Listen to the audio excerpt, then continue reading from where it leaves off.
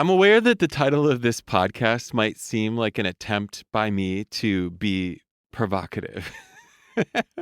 And I want to assure you here from the get-go that that is not the case.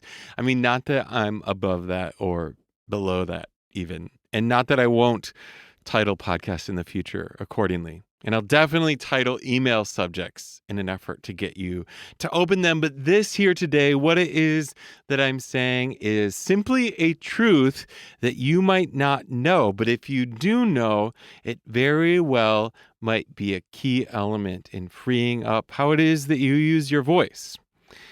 So, with that being said, let's cut right to the chase and tell it like it is. You don't have to worry about singing in tune. You don't have to worry about singing in tune. Has anyone ever told you that? You don't have to try to sing in tune. You don't have to manipulate or maneuver your way into singing in tune. You don't have to push anything, squeeze anything, shove anything, grab for anything to get in tune. Now, you might be thinking right away, what? Davin, sometimes I sing out of tune. Yeah, I know. Welcome to the club. But what I'm telling you here is don't worry about it. Your intonation issues are a symptom, not a cause. Symptom, not a cause. So we're going to explore and unpack exactly what that means. But I want to give you just a little bit of context here about what it is that we're even talking about when we're talking about singing in tune.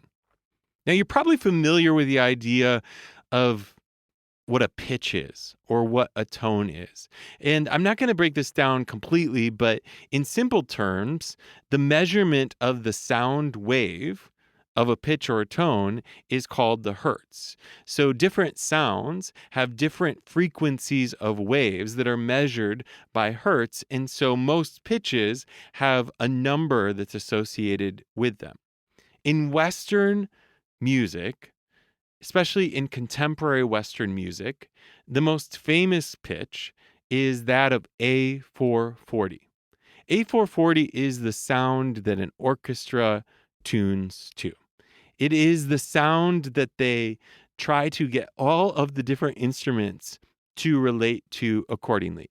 And A440 sounds like this. And in my voice, that sounds like boop.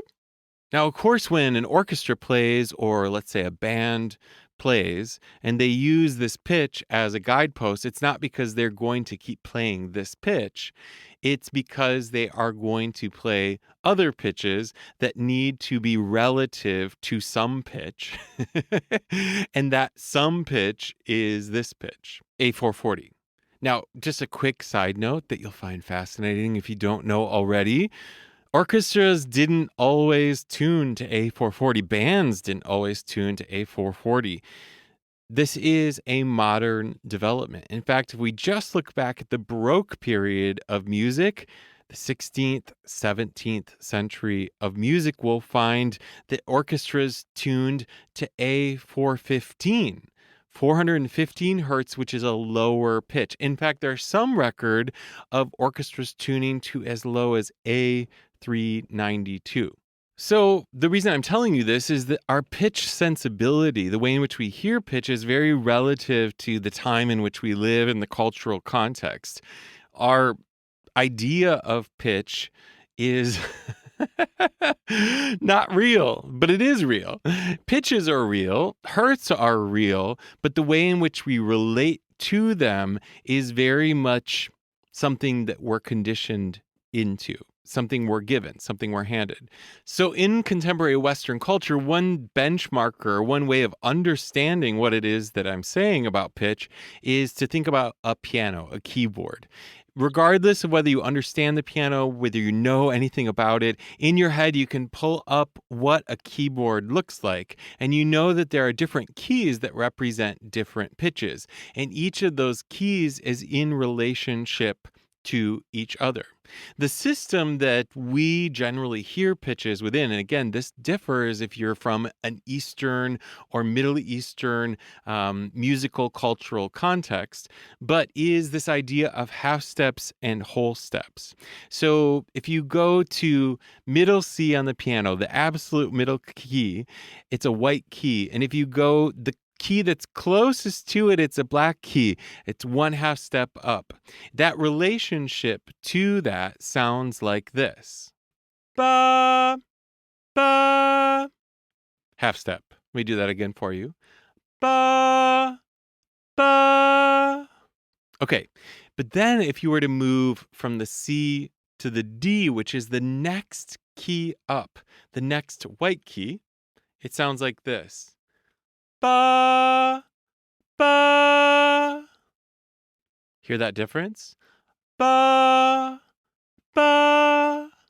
Now, if I sang each of those in order, ba, ba, ba. Do you hear how they relate to each other? This is the context within which we understand most music, these types of intervals. So when we're hearing pitch, when we're hearing intonation, we're generally thinking in these terms. When you hear a song, when you hear a melody, you're hearing a composition of a number of pitches that relate to each other in these terms in a way that please the composer and ideally please the listener. So, for instance, let's keep it simple. Let's start with Twinkle, Twinkle, Little Star. Based on what you just heard about whole steps, half steps, the way in which those are relating to each other, listen to this. Ba, ba, ba, ba, ba, ba, ba. Ba, ba, ba, ba, ba, ba, ba. If someone is tasked with singing Twinkle, Twinkle, Little Star, we expect that they replicate those pitches as they relate to each other, just like that, just like what I did. But if you hear someone sing and they go, ba, ba, ba, ba, ba, ba, ba, ba, ba, ba, ba, ba, ba, ba. We call that out of tune singing. Now, some people aren't really aware of the specifics of a way in which the pitches aren't relating to each other well, and so they just call it bad. They just say that doesn't sound good.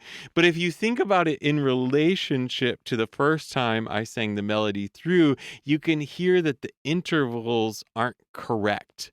The relationship of the pitches to each other is not appropriate for what is expected of the sound. Now, here's the thing. A lot of times, if we hear someone do what I just did, ba, ba, ba, ba, ba, ba, ba, we can be quick to label them tone deaf. They can't sing in tune. Now, I want to spend a little time here with this idea of tone deafness because it's really important. That phrase, that term, it gets thrown around so haphazardly, and you may have even thought it about yourself at times in the past. But tone deafness, for all intents and purposes, is a myth. There is a phenomenon that scientists, researchers have found that is called congenital amusia. Congenital amusia. And this is sort of the technical way of saying tone deafness. And contemporary science says that there are maybe as many as 4% of the population, 4% of people that struggle with this phenomenon. Now, before I tell you a little bit more about congenital amusia, I want you to understand that the only way someone could actually be tone deaf is if they were deaf. As if they literally couldn't hear the pitch. Or if there was a lesion to their brain, some sort of brain injury that has inhibited the cognitive function of understanding the sounds. Now, this is very, very, very few people to which this is the case. But scientists and researchers have identified this congenital amusia, which refers to someone who does not have a lesion to their brain, who is not struggling to hear, but then is not able to reproduce pitch like 96% of the population can. In fact, it's not even so much about reproducing pitch, but they're not able to identify a differentiation of pitch. Now, I got to tell you, I've read a lot of research and I've read more in preparation for sharing this with you, but I've met a lot of individuals throughout the years who I believe the researchers in the papers that I have read would say suffered from or have congenital amusia. People for whom understanding the movement of sound is a big struggle. And typically those people then struggle greatly to reproduce sounds, reproduce intervals of pitch. You know, if I sang for you, for instance, that Twinkle, Twinkle, Little Star in the way that someone like this might sing, they might even go, ba, ba, ba, ba, ba, ba, ba, ba, ba, ba, ba, ba, ba, ba. In essence, just reproducing the same pitch over and over again without really knowing it, without an awareness that that's the case. Now, my question about the research that I've read, based on my experience, is that while these people often lack this awareness, it's my experience that it can be learned. And I wonder if the researchers knew someone,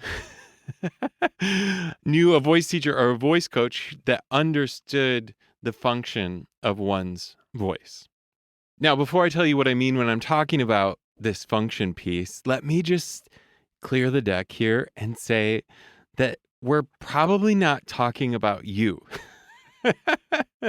This congenital amusia thing, this tone deafness, it's probably not you. Remember, the research says that at most it's 4% of the people. And I know some of you are like, well, if there's even 0.5, it's usually me. No, it's probably not you. You're probably part of the 96% that can easily match pitch, can easily hear the differentiation between pitch, match pitch, reproduce pitch.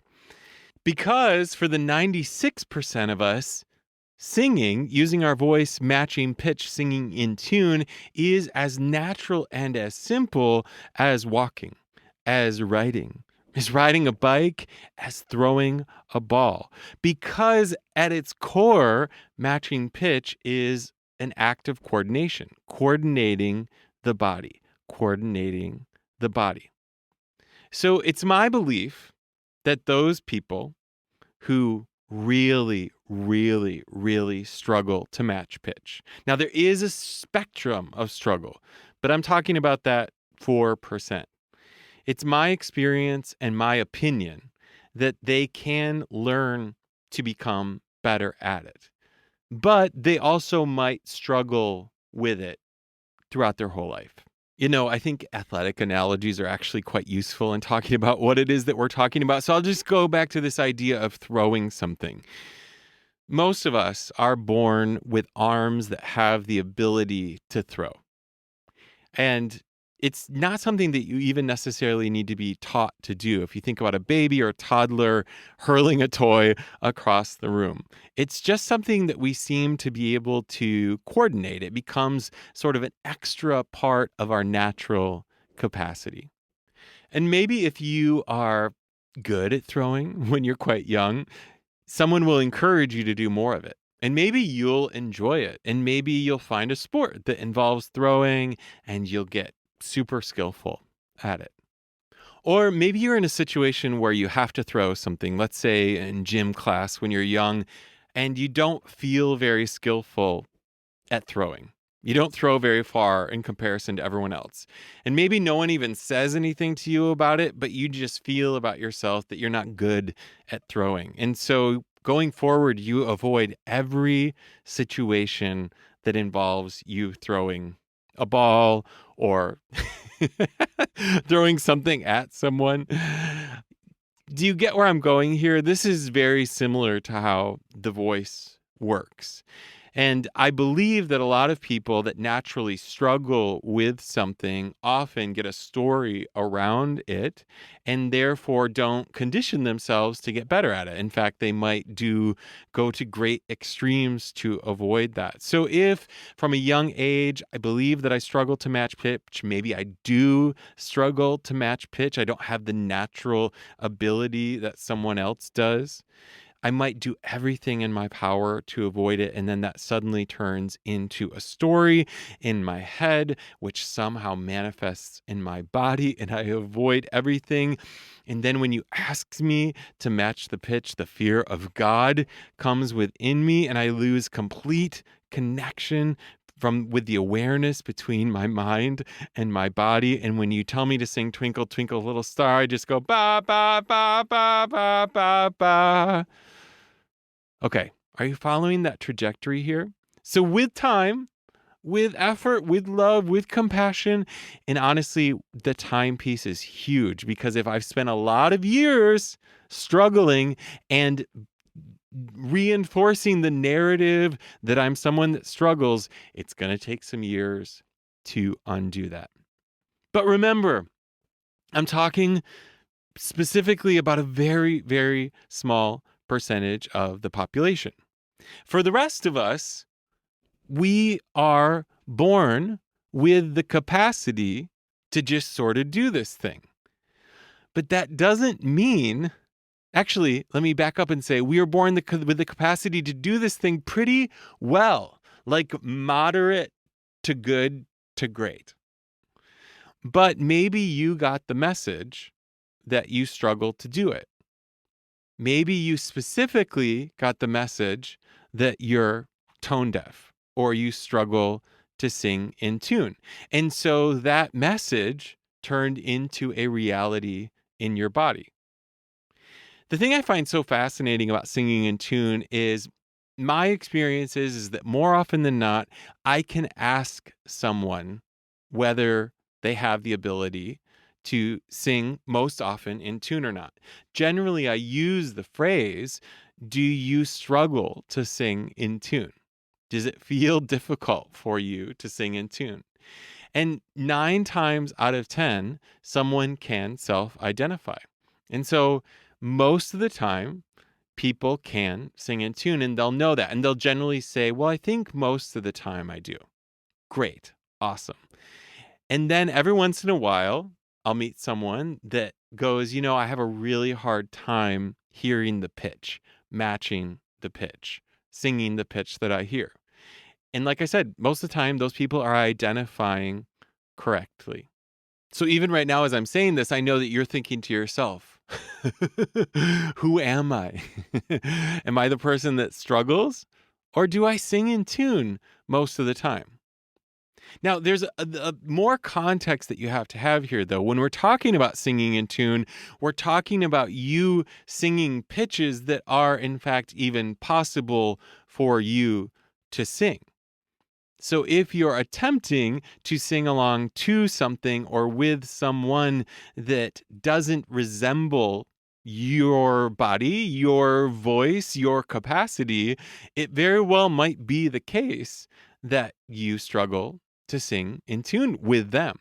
But given another context, given another voice, given another song, given another pitch range, you might not. There's also the issue of octave. So when I'm singing in the lowest part of my voice, if I sing ba ba ba ba ba ba ba ba ba ba ba ba ba ba, depending on what type of body you are in, that may be naturally lower than the capacity that your body has to sing. But relatively speaking, you could sing that same pitch range, those same pitch intervals, an octave higher. And in my voice, that would sound like ba ba ba ba ba ba ba ba ba ba ba ba ba ba. So that would be relative to your body, and it would still be in tune, just the octave higher. If that doesn't make sense to you, don't worry about it. But here's the real meat of the whole thing that I want to share with you, that I hope that you really understand and take to heart. When we are talking about someone who struggles to sing in tune, or when we're talking about you and the times that you're out of tune, and when we know for sure that you're being given a song or a series of pitches or melodies that are appropriate for your body, when we know that for sure, we know that any sort of pitch issues that you're having are actually issues of coordination, coordinating the sound in your body. And even more specifically, we know that your pitch issues are register issues. Now, if you haven't been hanging out with me for a while, you might not understand vocal register, or you might think you understand vocal register. But I have created a resource on my website at davinyoungsvoice.com. If you sign up for my 5 free essentials for transforming your voice, the very first essential is all about register. Register, register, register. So you'll get a free guide to understanding vocal register. But specifically, when we're talking about register, we're talking about chest voice and head voice. Chest voice and head voice. And that refers to the type of vocal fold closure that you're getting. So inside your throat, inside your larynx, there are these 2 tiny pieces of tissue. They're called your vocal folds. You probably know them as your vocal cords, and they come together in a wave. And guess what? The measurement of that wave is very similar to the measurement of a sound wave. Now, some pitches in your voice are happier in your chest voice, and some pitches in your voice are happier in your head voice. They're more easily made in those pitch range. In fact, I can even be more specific and say that lower pitches are generally more easily produced in chest register, chest voice. Higher pitches are more easily produced in head register or head voice. Now, this gets complicated because we have the capacity to mix the 2 registers. And I'm not going to talk too much about the specifics of mix now, but what I want you to know is that every time you're singing any note, regardless of where you are in your voice, you are coordinating registration. You're coordinating vocal fold closure. And if you have worked with me or anyone who does functional vocal training, you have some awareness around that. You can identify when something feels more like your chest voice, your head voice, or a mix. And that's really, really the ultimate goal that makes you such a skillful singer. Okay, but here's the deal. If you sing a pitch, if you try to sing a pitch in a registration that your body is not happy to make it in. So for instance, simply speaking, if you were to try to bring your chest voice up too high to sing the pitch, the result might be an intonation issue. The sound might come out of tune. And vice versa, if you were to try to bring your head voice down too low in a way that you weren't able to coordinate well in your body, the sound might come out of tune. For most people, most of the time, pitch issues, tuning issues, singing out of tune, those issues are a symptom and not a cause. A symptom and not a cause. They are a symptom of register imbalance, of an inefficiency of vocal fold closure.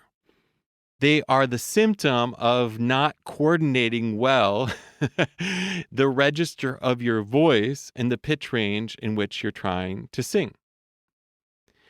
What happens to most of us in the moment when we hear ourselves singing out of tune, we can go down a whole path of story. One of the very first stories that people often adopt for themselves is that they haven't heard the pitch correctly. They'll maybe say, oh, I need to hear that again. They'll think that something about their ability to cognitively understand the pitch is faulty. And this is what I love to dispel, because if you can just free yourself from this, it gives you so much more room to experiment and explore. But built within you is a reflexive capacity to just sing a note you hear, to just sing it. This, again, is the same capacity that you have if I were to take a ball right now and throw it at you. You have the capacity, the reflex, to catch it quite quickly. Now, that doesn't mean you're going to catch it. It might hit you. But you know what'll really mess you up? Is if you stop and think to yourself that you have to catch it. If I am throwing something at you and you think, oh, Davin's throwing something at me, I wonder what the best way to catch it right now is. There's a good chance that what I threw at you is going to hit you. Turns out the same thing is true with pitch. If you hear me sing, ba, there's a chance that if you just let yourself immediately sing that back, it's going to come out pretty well. Or if you hear me go, ba, you might be able to duplicate that. Ba, ba, ba, ba. Following me here? If you aren't duplicating the sound that I'm making, it probably means that you're not balancing the register properly, which is why we do the work that we do on our voice. It just means that you're not coordinating the sound well. You know what it doesn't mean? It doesn't mean you're a bad singer. Because what I'm telling you, that story that people have, the first one they have that goes, oh, I didn't hear it well. Oh, I got to hear that again. Generally, that manifests anxiety, tension in the body. But then the second story that comes is, ooh, I'm not good at this. I must not be able to do this. And then it even goes further. Well, maybe I'm not supposed to sing. I guess I can't sing. I'm never going to be good at singing. All of these stories, all of these anxieties, all of these fears that present themselves when we hear ourselves singing out of tune can and often do result in tension or constriction in the body, which just happens to be the enemy of the voice. Now, here's the thing. That register balance stuff that I told you about, when you try to make a sound, then it isn't balanced well. Often what happens is the throat attempts to squeeze, to tighten, to get the appropriate vocal fold closure. So this turns into a bit of a cycle where the throat squeezes and then we are out of tune, and then we feel some anxiety about the fact that we're out of tune. And so then we try harder, and what happens in our body is we squeeze harder, and all of these things propel our dysfunction forward. See, a voice that is balanced well in the body, a voice that feels free and easy, is energized, but is not tense, is not tight, is not contracted, is not constricted. A voice that feels free and easy in the body feels open. Now, even worse down this cycle, what happens is when we start to believe that we struggle to sing in tune, we start to rely upon tension. And you know what? Here's the thing. Sometimes tension achieves the result that we want. It gets us to the pitch. But it gets us to the pitch at the expense of feeling uncomfortable in our body. Even worse, if you know what I know, you know that tension, that constriction, that manipulation, that maneuvering, it's not sustainable. It catches up with you eventually. It feels tight in your throat. You can get away with it. But especially as you get older, you find that you just can't keep doing that. You can't sustain. And then the pitch starts to close in. The pitch gets worse. This happens to so many people, which is why I began this conversation with this fundamental principle that you don't have to worry about singing in tune. You don't have to worry about singing in tune because your worry exacerbates the reasons that you're singing out of tune. When you hear yourself singing out of tune, it's a clue. a clue to some dysfunction in the way in which you're coordinating the sound in your body, which, if you're sensitive to, you might be able to feel through some level of discomfort, some level of unnecessary tightness, some level of unnecessary constriction, some level of unnecessary tension, squeezing, pushing. Now, it's also the case that it could be too lax. I'm not saying that it's always tension, but often it's tension. I meet I meet very, very few people that are too relaxed in their body.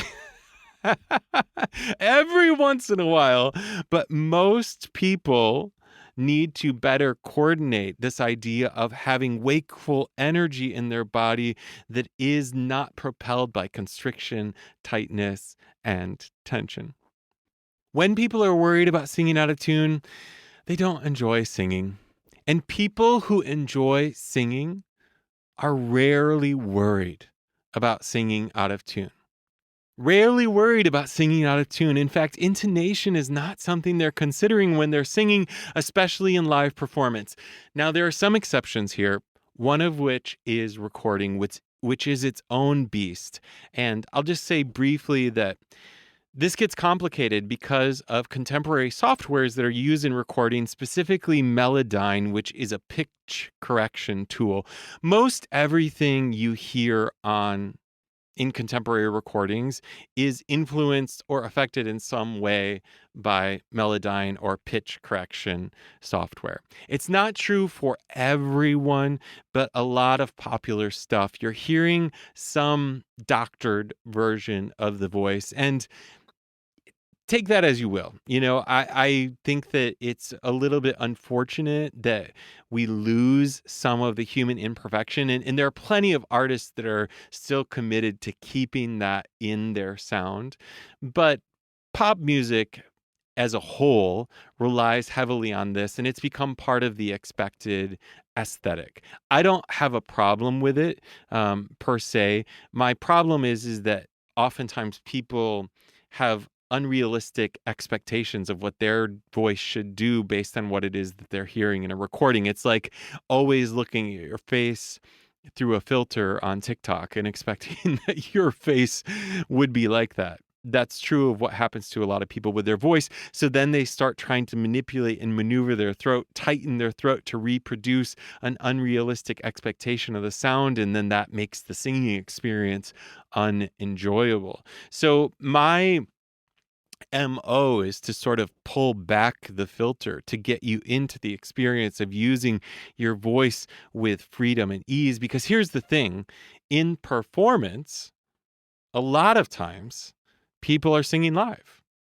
Most small concerts you go to, people are singing live. And the sound that you hear will often be imperfect. Now, big artists often use pitch correction software even in live performances. In fact, a lot of what you're hearing in reality television shows, performance shows, that sound is doctored after the fact. It's not exactly as it was performed in the moment. And again, whatever. That's just the reality of reality shows. But when I go to my local jazz club, when I go to my local rock venue, when I go to see shows, I'm generally hearing voices in their freest form live. And what I'm hearing is imperfect. And you want to know the most amazing thing about the ear? It is so forgiving. If someone is routinely out of tune, if someone is routinely struggling to match pitch, don't worry. That would make me uncomfortable. But if someone sings a little out of tune once in a while, but still shows me their heart, gives me the essence of the story, connects me to the music, I don't care. I don't care. Because no human sings in the center of the pitch all the time. In fact, it's important as artists that we bend pitches, that we move pitches, that we wiggle with pitches. I sang to you earlier, Twinkle, Twinkle, Little Star, in a very straight, pitch-centered way. Let me do that again. Ba, ba, ba, ba, ba, ba, ba. Ba, ba, ba, ba, ba, ba, ba. Now, pitch wise, that's fairly accurate. If you were to use Melodyne, the pitch correction software, with that, it would still correct it.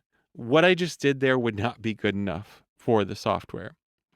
But if I were to sit down at the piano and play this and sing for you, twinkle, twinkle, little star, how I wonder what you are. Lots of imperfection in that sound. And if I were to really make some wiggly, moving art out of it, I might go, twinkle, twinkle, little star, how I wonder what you are. Do you hear how I'm bending and pulling on that a little bit more? That's definitely not ba ba ba ba ba, but the idea of ba ba ba ba ba is solidly in there. When I'm singing that, if I'm worried about singing in tune, I'll end up tightening my body. I'll end up constricting. I'll end up efforting my way into getting it right. I'll focus my brain on the pitches and I'll lose track of the music that needs to come through.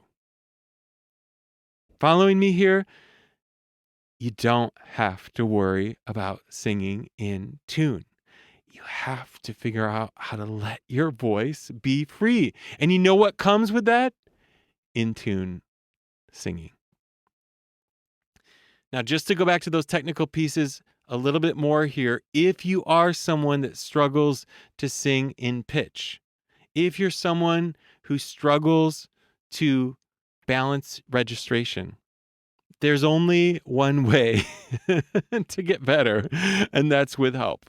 That's with getting feedback on your voice, hearing where the problem areas are, and understanding how to coordinate them better, doing exercises that will set you up for more success. And through repetition, you will be able to sing more in tune more often, and you'll be able to quiet the story that says that you can't sing in tune. But if I could wave a magic wand right now, even without all of that technical work that you might need to do, I would try to get rid of the narrative that you have about singing in tune being good. I would try to get rid of the narrative that you have about being someone who often is out of tune and doesn't sound good, who struggles to match pitch. I would try to take all of the emotion away from that and peel it back just to this objective truth that we're trying to get your voice to function freely in your body. I would try to pull away any story you have about whether your voice is good or bad. I would try to pull away any of the experiences that you've had where you have sung out of tune and you've gotten the message from someone else that must mean that you're not a good singer. It's bullshit. It's not true. You can get better. The same way that you can get better at throwing a ball right now. The same way I can get better. I might not be very good at it. I mean, God forbid I got asked to throw the opening pitch at something. I'd probably mess that up. But if I knew in advance and if I practiced and if I understood the strength that I needed to develop in my arm and I understood how to hold my arm and understood how to hold the ball in my arm, there's a good chance that I could get better at that because I have an arm that it works and I have the coordination to throw. And because I do, I can chill out. I can know that with some work and some effort, I can get better. And I can see myself in the context of my life and how much effort I've spent and how much affirmation I've gotten, et cetera, et cetera. But I can get better and I can relax into where I am right now. I hope that you hear that as it relates to your voice. I hope that you take to heart this message. I don't have to worry about singing in tune. I can just experiment. I can play. I can see where I am now, and I can give myself permission to not try to effort into something else, but rather get curious. Get curious and maybe even just get feedback so I know how to do this better. So I can point myself in an even more skillful direction. Remember these things. You don't have to worry about singing in tune. Intonation issues, pitch issues are always coordination issues and are always registration issues. And when you worry about singing in tune, by the very nature of the worry, you slow down the capacity of the instrument to sing in tune.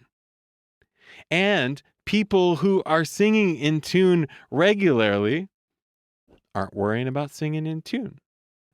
And if it causes more tension in your body, if it is achieved through the feeling of manipulating your throat, it's not in tune. It's definitely not in tune in the way that it's possible for you. Okay, my friend, does that all make sense? I hope so. Will you give me feedback? I'd love to hear from you. I'd love to know if there are areas you need clarification, if there are things that were big light bulbs for you.